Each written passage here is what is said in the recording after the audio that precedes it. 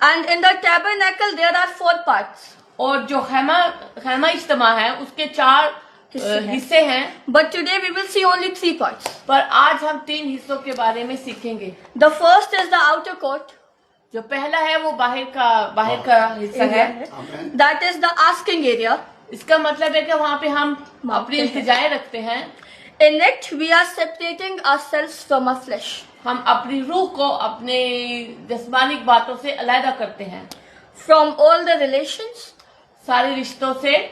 Or from everything that is of the world. और जो बाकी जो जिस्मानी जो चीजें हैं उनसे अलग होते हैं. So we may feel hungry, like physically hungry. जिस तरह हम जिस्मानी तौर पर हमें भूख लगती है, We might feel that in the outer court. वो हमें बाहर के एरिया में ऐसे होता है हमारे साथ. We may remember that we forgot to do something. और हम सोच रहे होते हैं कि हमें कुछ हम भूल गए हैं. And we remember all the worldly stuff. और वो जो दुनियावी चीजें हैं उन सब चीजों के बारे में सोचते हैं. The thoughts they start to come suddenly into our minds. और अचानक हमारे जहन में बहुत सोचें आना शुरू हो जाती हैं. Physically we are praying. जिस्मानी तौर पर हम प्रे कर रहे होते हैं. But in our mind we have all the thoughts. पर हमारा जो जहन होता है वो दूसरी बातों में लगा होता है. All our focus is divided. We are distracted. हम काफी हिस्सों में बटे होते हैं. Half part is in the prayer. आधा एक पार्ट जो होता है हम खुदावंद के साथ हो रहते हैं. And the half part is on our problems. और जो दूसरा हिस्सा होता है उसमें काफी प्रॉब्लम्स हो रही होती है. We might be thinking what we are gonna eat for breakfast. हम सोच रहे थे कि आज हम ब्रेकफास्ट में क्या खाएंगे. Or we might be thinking that what clothes we are gonna wear. और हम सोच रहे थे कि आज हम कौन से कपड़े पहने. Or some people who like to shop. कुछ लोग शौक होते हैं.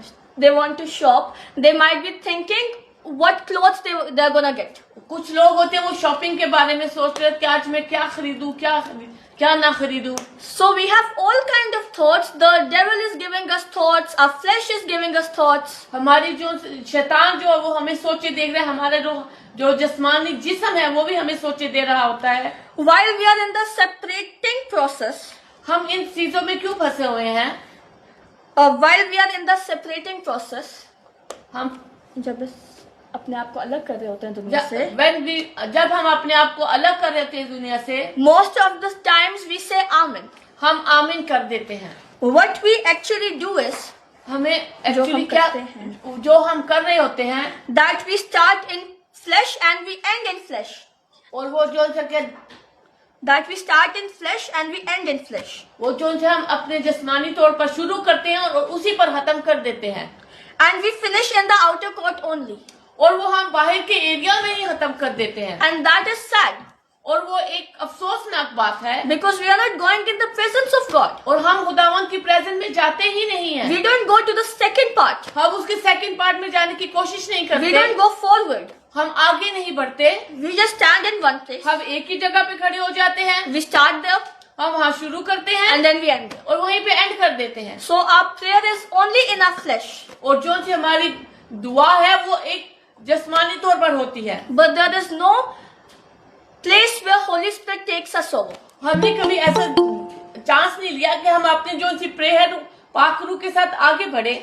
So we need to move forward in our prayer. हमें अपने आप को आगे बढ़ाना है. We don't need to start and end in the flesh only. हमें अपनी जो दुआ है वो जिस्मानी तौर पर जिस्म से शुरू होकर जिस्म तक खत्म नहीं करनी. And we need to और not say amen. और ना हमें आमीन करना है. In the outer court it may take 2 hours. जो सा बाहर के एरिया में जब हम दुआ करना शुरू करते हैं तो तकरीबन हमें 1 घंटा or 2 और मे भी 2 घंटे लग सकते हैं. or maybe 1.5 hours. और हो सकता है कि हमें 1.5 घंटा लग जाए.